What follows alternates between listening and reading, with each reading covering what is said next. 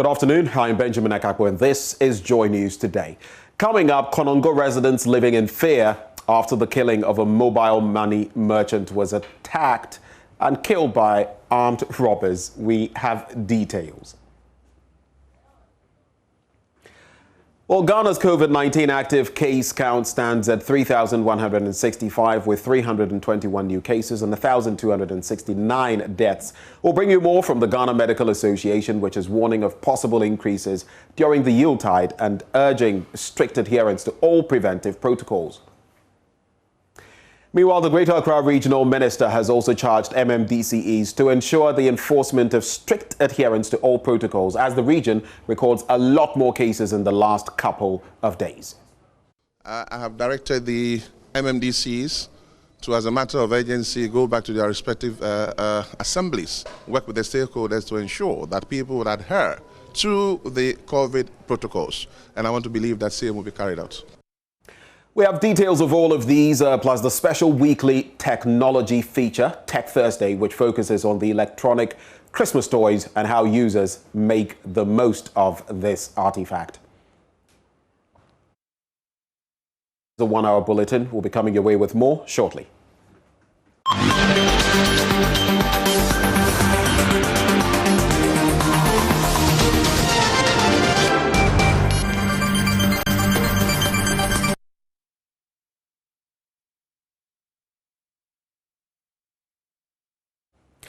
Let's start with our first story. The killing of a mobile money merchant at Konongo is creating fear among mobile money operators in the town.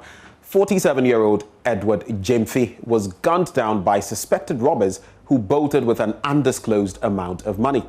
Many of the merchants say they are changing their operating times, while others are calling on banks to initiate ways of taking in their daily sales after working hours. Love FM's Erastus Asari Donko has been gauging the mood in town after the incident. Police are investigating the killing of the mobile money agent late Tuesday. Regional Police Public Relations Officer ASP Godwin Ahianyo promised a reward for anybody who will volunteer information leading to the arrest of the suspect. We know they are residents of Konongo. Konongo is not that big that will say we will not be able to get them. Whoever has that information, we should come to the regional commander, share with the regional commander. The regional commander has assured us that whoever comes to him and gives the credible information that will lead to the arrest of this criminals, the person will enjoy the Christmas. That one is coming from my mouth. Edward Jemfi was shot in the chest by two suspected robbers behind his house. Many believe he was trailed by the suspects from his shop to the house. This shop is where the deceased Edward Jemfi did run his mobile money merchant business, and indeed he's known affectionately as Bra Kwame in this area. Now the shop is closed, and these red cloths tied to the frontage of the shop signifies that indeed he is gone. Now this is where he closed and traveled all the way here to his home, which is about 2 miles from here. His death has sent shockwaves to people who trade here. And in fact, though he was not shot here, people believe that he was followed from the shop right to his home where he was shot. Now let me find out from those who do business around this area how they feel after his death. In fact, I'm a be able to and I hunting power, but about better economy to share name because we need the nest. One concern that the mobile money operators are expressing is that the banks do close early, and so it is difficult to place the money you earn at the end of the day in a bank before you go home. So many of them carry huge sums of cash with them to the house, and that is a major danger which is exposing them to some of these robberies. I say no. Time I say the point I say yet time no so. I want to say so bank for the point at risk be a base 6 no. Then can no more I 1. Then can inte be anka your point that time na then can this go then and I pay back. Then can yeah I can be boy then say be a wapon na 5 or 6 months. Scan coffee. So far, I be a bag of sell corn there. Or can be a baby room and tell you, wouldn't enter. Saturday, or some say anything can also happen to me. If I'm closing 6 o'clock or 10 o'clock, I have to close 5 o'clock. It will take the arrest of the suspects and increased security to bring back confidence to the mobile money business at Konongo. Reporting for Joy News, Erastus Asaredonko, Konongo, Ashanti region. Well, Ghana's COVID-19 case count is ticking up again. The Ghana Medical Association is concerned and is thus urging all to ensure strict adherence to all safety protocols. Before delving into the association's concerns, let's take a quick look at the figures in respect of our current case count. And when you take a look at those cases, you would notice that we have a total of confirmed cases of 134,555 in all, out of which 1,269 have passed on to glory. There also are those who have recovered or discharged, numbering 129,921. The new cases so far, there's a surge in that as well, 321, and the active case count, 3,165. And that is the current picture as far as the COVID-19 statistics are confirmed, with the Greater Accra region still in the lead in terms of the regional log when it comes to the pandemic. Now, the Greater Accra and Greater Kumasi areas are the ones with the most alarming figures so far. This, the Ghana Medical Association attributes to the new Omicron variant. It is thus urging all to report to health facilities for proper diagnosis and treatment while adhering to all preventive protocols. Now, tied to that, let's now bring you details of the GMA's concerns. On PM Express last night with Evans Mensah, President of the GMA, Dr. Frank Sribo, revealed that some of his colleague doctors are getting infected with the new variant. He warns that the threat of infection is so real, Ghanaians must not let down their guards. We are having a lot of cases in the hospitals at the moment. We have some of our doctors who are testing positive. A lot of the nurses are testing positive. Indeed, there are some wards in some hospitals that are basically now being run by other people from other wards, meaning that all the people in those wards have tested positive and they are supposed to go home. As I speak to you, I am in a very small facility, but I can tell you that 3 of my doctors, we are only 7 doctors, 3 of us have already tested positive. And it's not like they are just asymptomatic, they are symptomatic, and so I have to let them go home. Are you yourself, does it include you? Unfortunately, I have not tested because I have not had any symptoms, but they have symptoms as of yesterday. Okay. And so we did a test, and as of now, 3 of them are supposed to go home, and they are home, meaning that out of the 7, we have only 4 doctors available to do the work of the 7 people for probably the next 1 week or 2 weeks. And until recently, even our COVID center had been virtually empty. We are beginning to see cases. So the situation in the hospital is not that good. Our colleagues in the testing sites are reporting that now when samples come in, you can predict that about 60 to 80% of the samples will test positive. And so clearly, the situation is not. He also called for the arrest and prosecution of persons who would flout the protocols during the festive season. I'm happy that Ghana Health Service has gotten involved to ensure that at least they are meeting event organizers and they are able to be part of their programs and make sure that they are able to regulate and restrict. But just like Kwame said, we can add another layer to it, and that is to do with the antigen testing and, of course, be able to let people prove that indeed they have had their vaccines. After all, that is what Ghana Health Service is advocating for, that for events of such nature, before you go in, you should prove that you are vaccinated, and indeed, with an ID card, not just the vaccination card, because vaccination cards alone does not mean that there is the same person you are looking at. So we need to make sure that those individuals come with national identification cards. and we are able to match the vaccination cards with their ID cards. And beyond that, at least do the antigen test. And after all, when you are coming into the country and you get to the airport, regardless of the number of people who are masked up at the airport, you still have to have an antigen test done, and then your results are declared before you are allowed to enter into the country. And so here, if you choose to go for any program, then you should be ready that when you are going, definitely all the protocols would apply. You have an antigen test done, and you have to prove that you are vaccinated.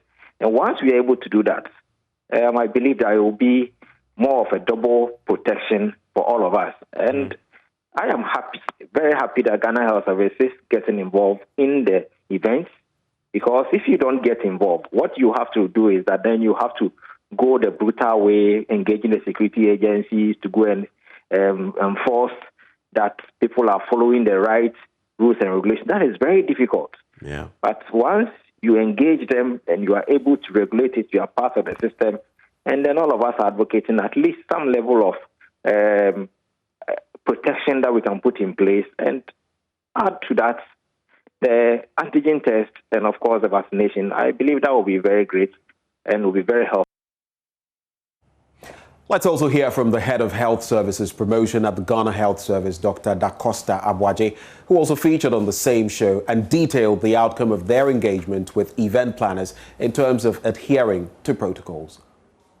Came up at the meeting, but these are things that we've been doing. For example, if you look at the Youth Connect, we deployed the Greater Accra regional team, and they did the antigen test. So, and we told the event organizers that the conversations will continue, is ongoing. So any suggestions that we believe that it will avert any possible surge or any increase in cases, we will let them know. It's a good idea, and we will take it on board to engage further. I mean, I'll be speaking to my Director General and the whole team to see how best we can assist them with the antigen test. But we've done it in the past, and I don't think there is any problem for us to. Let's stay on that beat. Now, the northern region has, however, done just about 4.9% out of the 1.2 million people targeted for the COVID vaccination. About 17.6% of people have received at least one dose of the vaccine as at the end of December the 22nd. According to the Ghana Health Service, the region has over 80% yet to cover. Martina Bugri has more. Briefing the media at an engagement on the region's response to COVID-19 and to update them on the activities on vaccinations, the Deputy Director of Public Health, Dr. Hilarious Abewu, said a total of 284,377 vaccines have been administered.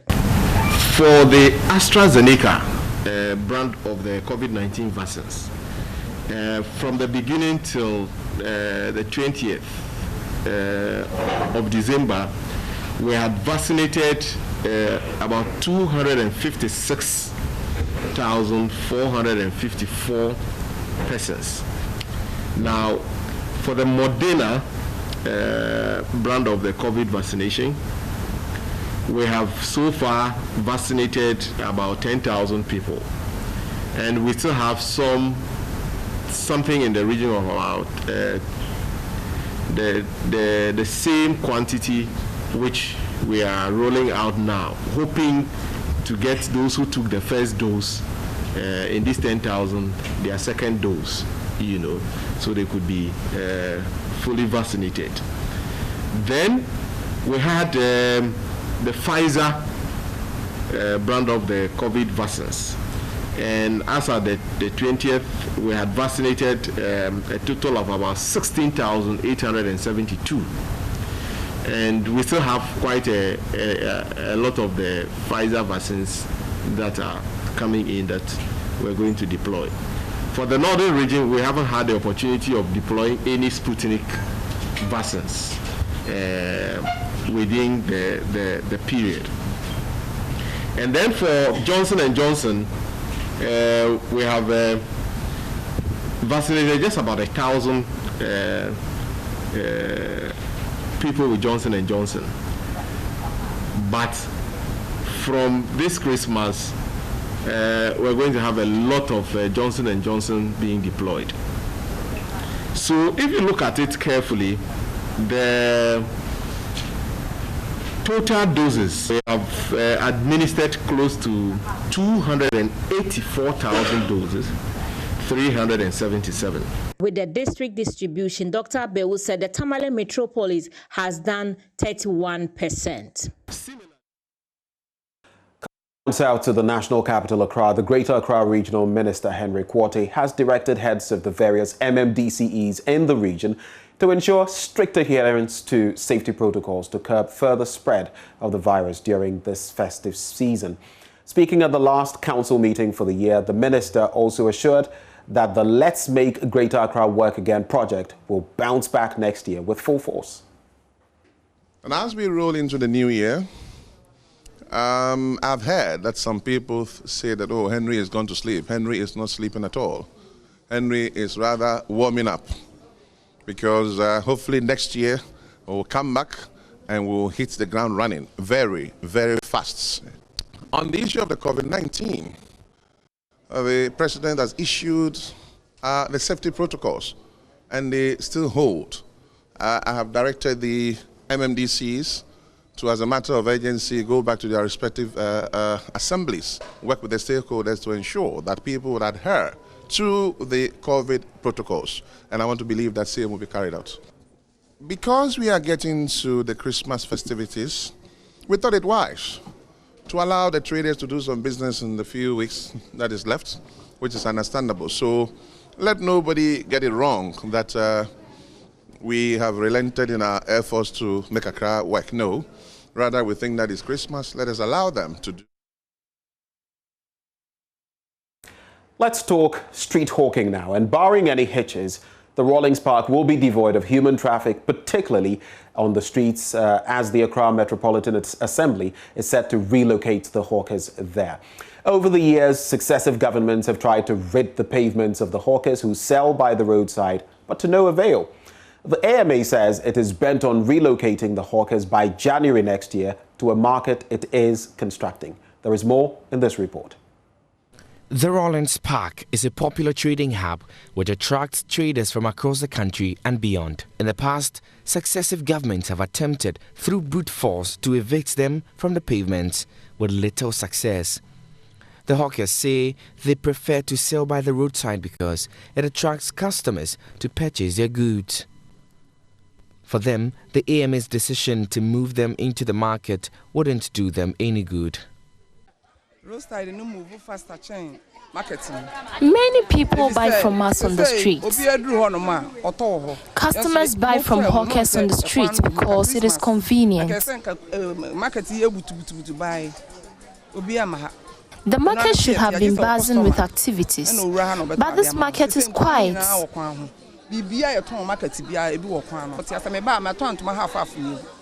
I have sold 2 pieces of clothes this morning. But Accra Mayor says the Assembly will educate the hawkers in a bid to persuade them to move by January 2022. She, however, warned the recalcitrant ones will face the full rigors of the AMA's bylaws. Regarding those seated by the roadside, assuming they've all come into the market, I don't think there will be people buying outside there because there will be nobody there for you to buy from. And I've even thought of it, that since we have policies and regulations regarding the assembly, those policies and laws and regulations that needed will be adhered to. So we'll from next year try and then advocate to speak to people, and then they will understand, so that they will start getting into the market. The implementation will be done. There are bylaws. There are bylaws, and they already know. When they get there, they'll know. The AMA says the relocation of the hawkers and construction of the market forms part of efforts in making Accra a beautiful city. Meanwhile, the Assembly has taken delivery of 3 trucks from waste management company Zoomlion Ghana Limited towards the Operation Clean Your Frontage initiative. Raphael Loko is Director for Jobs at the company. Okay, so it has always been the call of the President to ensure that Accra becomes the cleanest city. And the support from the Regional Minister, Honorable Henry Korte, at Zoom Lion Ghana Limited and just one group of company. This is where we are the giants and we fit in. So we see as private sector how we can partner with government to ensure that the vision comes to bear or is implemented well. The Accra mayor, who received the tracts, expressed gratitude to them for the kind gesture. I'm really happy and I appreciate this gesture. This has really come on time. It's timely, and I should say a big thank you to the Zoom Lion group of companies and the organizers of Operation Keep Your Frontage Clean. I really appreciate that. Operation Clean Your Frontage was initiated by the Greater Accra Regional Minister Henry Korte in a bid to make the national capital one of the cleanest cities in Africa. Sarah Mensah's report for Joy News.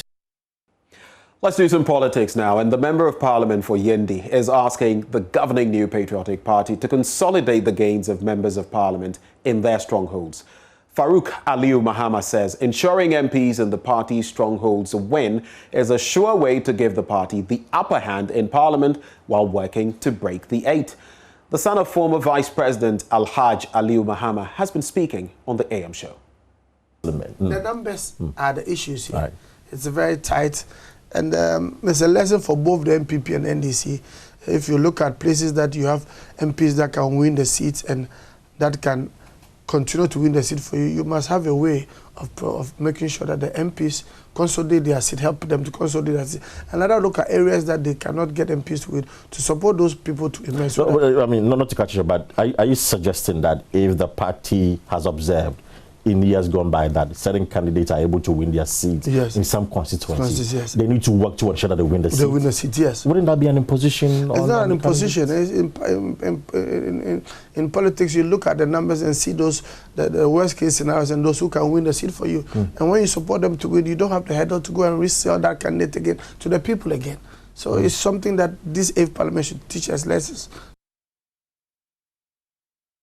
Well, the ND MP also says he regrets asking General Secretary of the Opposition National Democratic Congress to walk out of the chamber on the night MPs had a scuffle over the approval of the 2022 budget. It's not about me. It's, we are backbenchers. Okay. And then when we meet and we see that the Ken Oforiatta, our finance minister, came to Parliament, tried to appeal for them to give him an opportunity for him to do what? To re-engage both parties.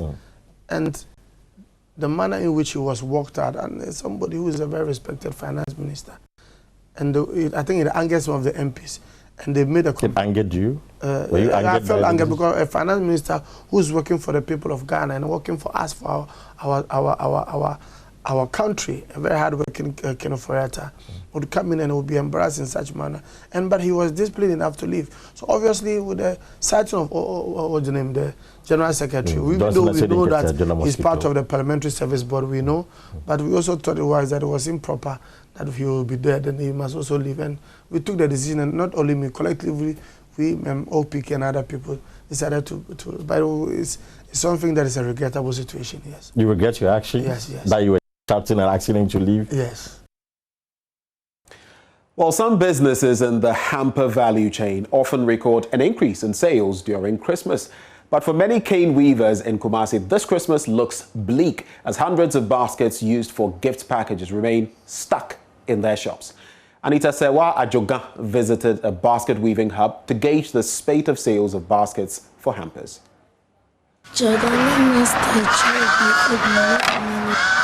With a tape measure, 11-year-old Nana Akwesi carefully measures and cuts plywood ready to weave a cane basket. He's able to weave about 10 hamper baskets in a day. Saturday but except from Sunday. I always come here on every Saturday to help my mom.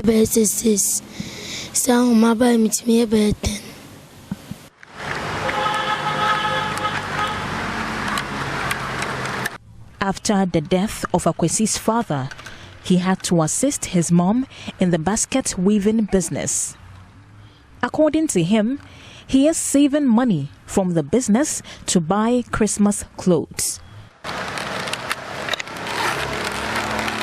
John Papa Frame, na mama yet me buano, inti sepia or the no one mam nam to kumupia. Anytime my mom sends me to deliver the baskets, I always make sure I save some of the money. I want to buy shoes and clothes this Christmas.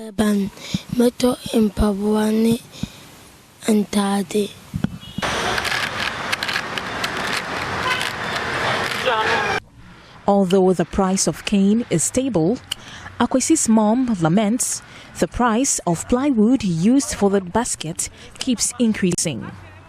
She attributes the price hikes to the increase in fuel prices.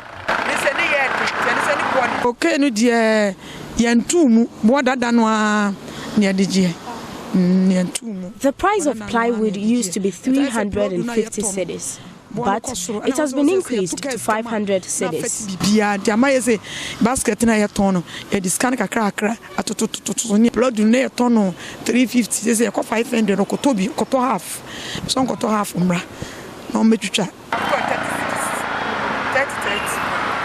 In order to stay in business, prices of cane baskets have been increased.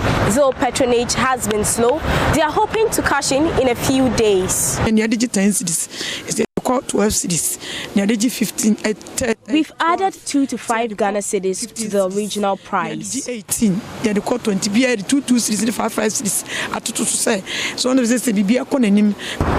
The increase in the price of cane baskets has affected the price of Christmas hampers. So, make sure you have enough cash on you to buy a Christmas hamper. For Joy News, Anita Sewa Ajogan reporting. Now, what is Christmas without electronic toys? They form the bulk of Christmas items. Unfortunately, that presents a challenge for traders who mostly have little education or knowledge on electronics when the items start malfunctioning. On Tech Thursday, Love FM's Kwesi Deborah looks at how light and sound affect the sales of Christmas toys and how these traders are coping with their maintenance.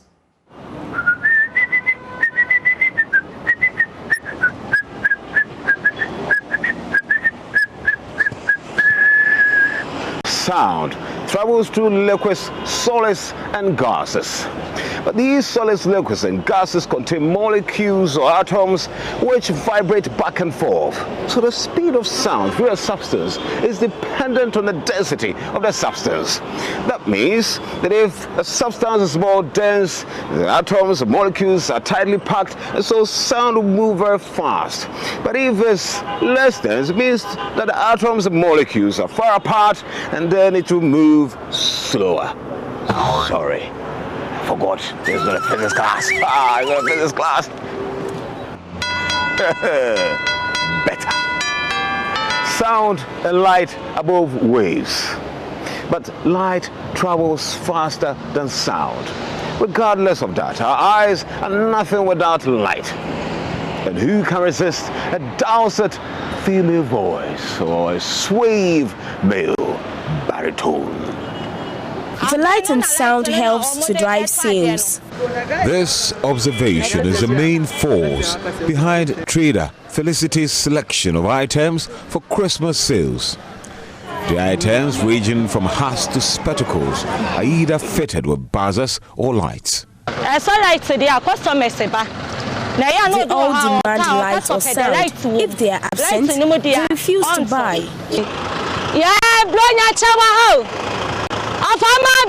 For the entire items costing 500 cedis, the ones with light and sound form 80%. I bought the ones with light and sound for 400 cedis. Of course, sometimes the electronics go bonkers. Felicity would then try to do some repairs. She fidgets with either the wires or the batteries. Sometimes, when you play with the wires, they get back to work. When the attempts are not successful, Felicity has no other choice but to give a discount. The spectacles are 5 cedis, but I'll give it to you at 4 cedis when the light is not working.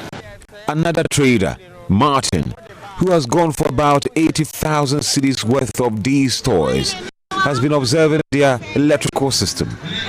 He has found a way of repairing them.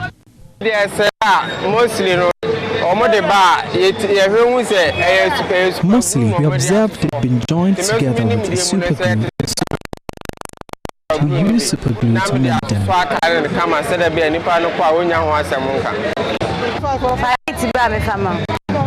But for patients at the central market, the items are either discarded or go for free. When they get spoiled, I send it straight to the refuse dump or give it to a child. An advice for people who want to cash in on a Christmas frenzy. Please don't forget the sound and lights. Because if you forget the sound and lights, you're necessarily bound to fight for your diet. Enjoy this Joy News Sounds and Light. My name is Kwesi Debra for Joy News. Sound and light contributing to the excitement of Christmas. We take a break now for business.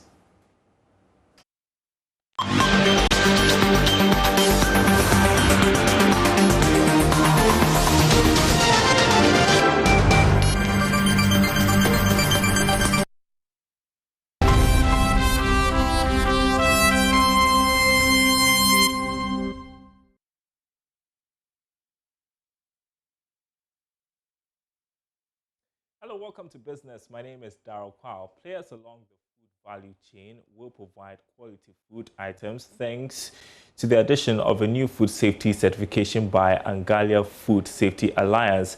Angalia Food Safety Alliance is a third-party establishment inspection service company. Now, speaking to Joy Business, a consultant with the alliance, Joe Efihine, indicated that the AFSA scheme is a way to ensure the prevention of illnesses and improve on the health of the country's labor force. Safety standards are becoming a common requirement for doing business throughout the food supply chain. Being certified with one of the food safety schemes should help reduce a business's overall costs and duplication. That is why Angalia Food Safety Alliance has launched the AFSA certification scheme. Here is consultant Joe Efihine. Safe food for everyone. You can get into the economic burden of diseases, foodborne illnesses, etc. And you notice that safe food today is way better off than an unsafe food for you. And so to the average consumer, you're getting an assurance that indeed what you are purchasing or what you're buying is value for money in the first place. And secondly, it's a demonstration of you putting paramountcy on your health. Because I tell you what, nobody can manage your health better than you do. So you are responsible for your health. And there can't be a replacement for safe food. Food safety and quality management consultant Emmanuel Kwe explained that the scheme is aimed at making life of food businesses easier. According to him, the burden of businesses having to meet other requirements of a food safety scheme has already been catered for. The scheme has been designed in such a way that it makes life very easy for all food businesses to meet their requirements and to meet the expectations of consumers. Requirements of regulators, requirements of or legal requirements, and all the requirements of the regulators. Everything has been incorporated into the scheme. It is very, very cost effective, and it helps you to meet all the requirements without, it makes it easy. It makes it relatively easy compared to other schemes, compared to doing it yourself. AFSA certification scheme allows food safety and quality systems to be verified and validated, increasing brand protection, consumer confidence, and loyalty. The International Labour Organization is supporting the country to unveil an updated labour market skills information system and anticipated action plan. The document, which is expected early next year, will help government formulate policies to bridge the education and skills gap that has been part of the rising unemployment rate here in the country. The high rate of unemployment in the country is partly attributed to the skills gap between academia and industry due to the lack of vocational or technical capacity of fresh graduates. The situation has compelled the International Labour Organization and the Ministry of Employment and Labour Relations, through its Skills Initiative for Africa program, to conduct a labour market survey to help deal with the situation. Consultant for the project, Dr. Alexander Prekum, believes the outcome will be shared with stakeholders to find a lasting solution to the skills gap. It looks at the areas that we should focus. For instance, last year a study was conducted to look at our labor issues in the country, and we came out to realize that we do not have a robust labor market information system in the country. Although we have information on labor, they are all scattered. So we want to have a centralized system where the Ministry of Employment and Labour Relations could have a portal, a website that job seekers can go, employers can also go. So from that research, there were 6 recommendations that were given. The first recommendation was on enhancement of the Labour Regulation Acts that we have in the country.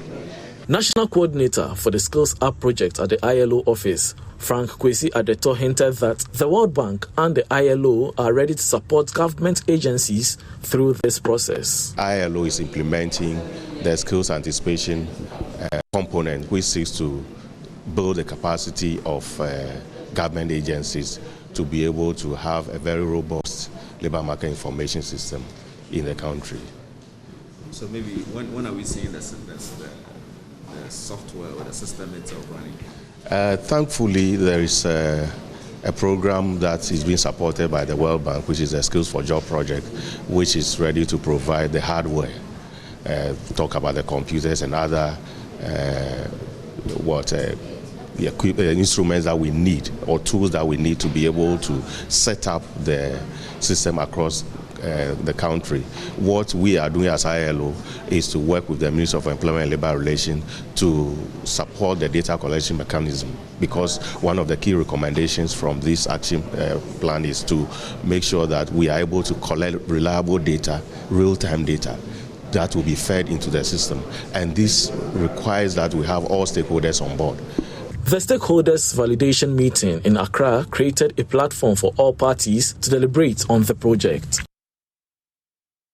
And we've got more business news coming up on the marketplace, but just want to remind you about tonight's Joy Business Social, where we'll be looking at the big stories of 2021 and looking into 2022.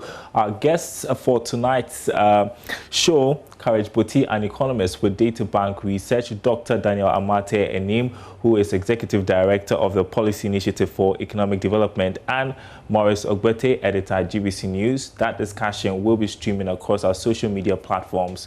Don't miss it. Up next, sports.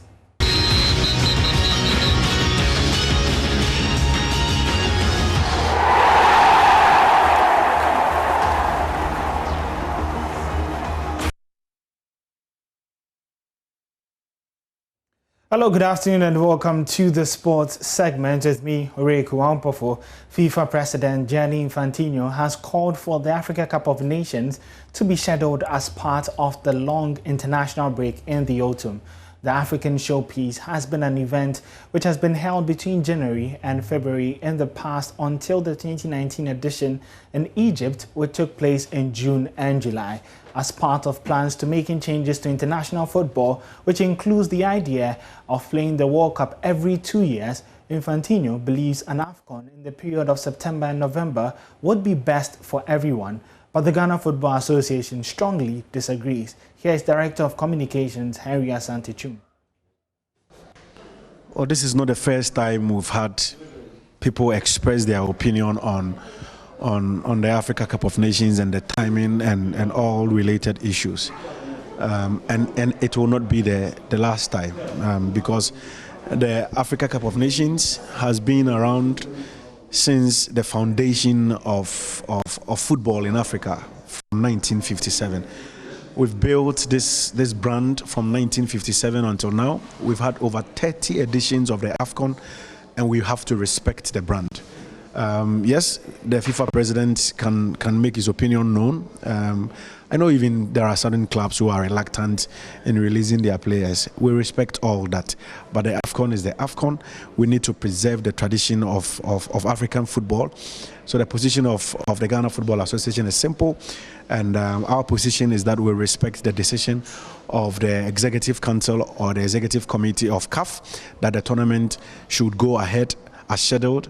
I've also listened to the CAF president, Dr. Patrice Motsepe, who says the tournament will go ahead according to schedule. And we cannot help but agree with these assertions from the leadership of football on the African continent. AFCON belongs to us.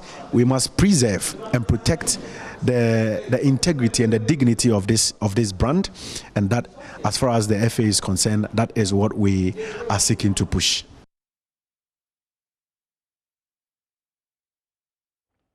Well, before we go, renowned boxing promoter Alex Intiamwa has admonished young Ghanaian boxers to work extra hard if they are to become world champions.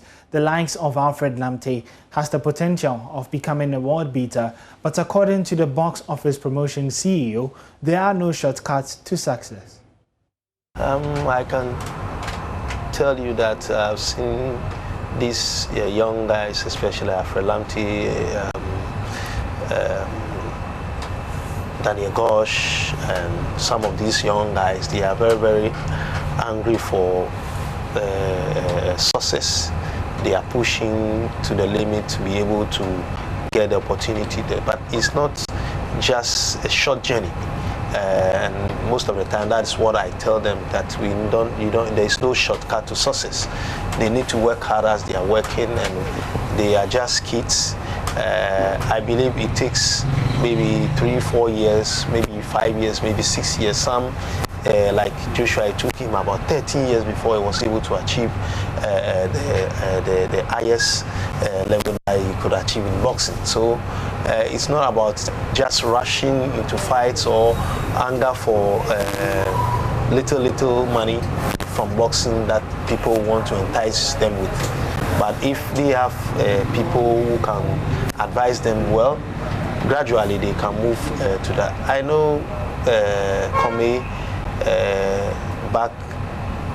some time back, he has been putting a lot of sacrifice into this boxing thing, traveling, not having the kind of money that, when you go out there to be used as an opponent that you can get.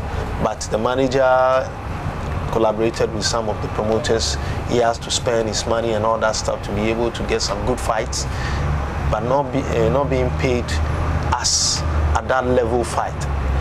But it's a way of building, the resume to get the highest thing that he could be. And by God's grace, he was able to win a world title.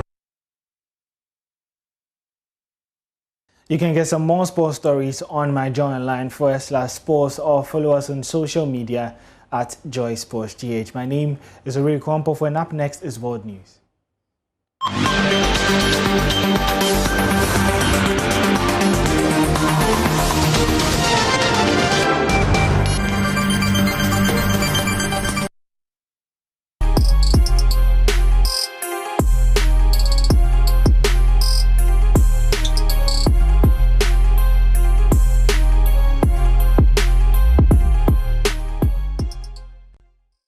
Good afternoon, welcome to Showbiz here on Joy News today. Now, the 5th edition of the annual BIM concert came off at the weekend with performances from top musicians in the country. Here is all you need to know about the event.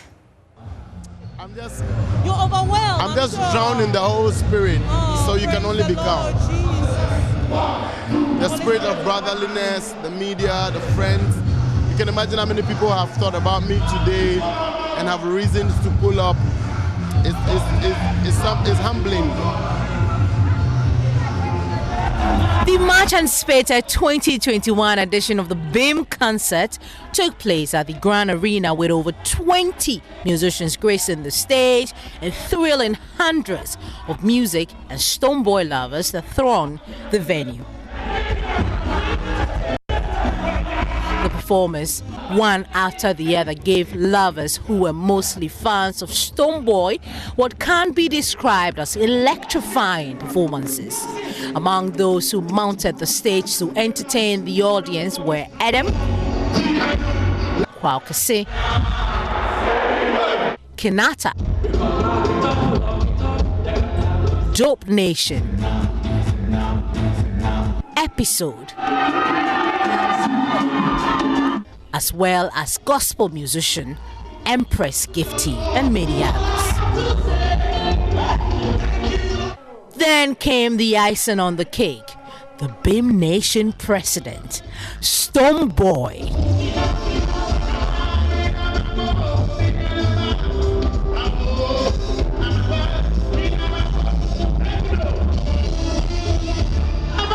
Guess what? The headline artist, Jamaica's Beanie Man, didn't disappoint. He brought the dancehall fire back into the auditorium.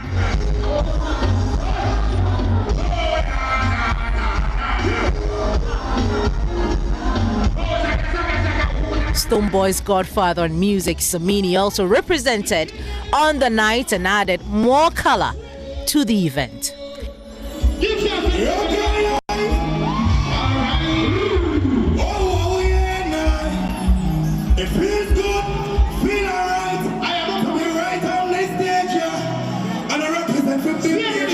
International acts Focalistic and Vic Mensa also came to show Stonebwoy some love.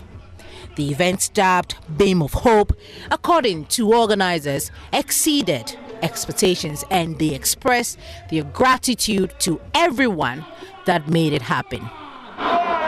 Rebecca Darko for Joy News.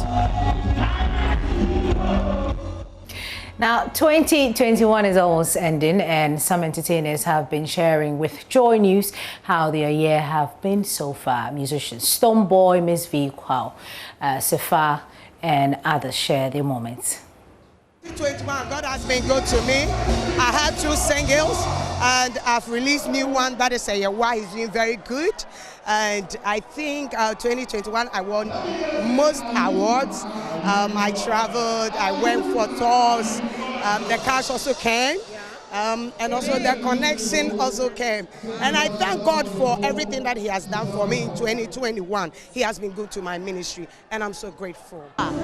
It's fine, everything is good. I'm not ready to share with everybody now. We're backstage, we're about to do show, but everything is tremendously fine. It's going really well. My current song is with Tiwa Savage, Coming Home, and the challenge is really hot on TikTok. People are loving it. I'm just having a good time, honestly speaking. Next year is my 10 years in the music industry, and I'm turning 30. So next year is going to be crazy. Okay. 10 good years in the music industry. Yes, honey. Where was I when you started? I don't know. Right here. But generally, how would you rate, the year this year? I know that your Coming Home song is what's banging now, but when you look at your musical journey, 10 years, which will be next year, how would you rate Miss V's 2021?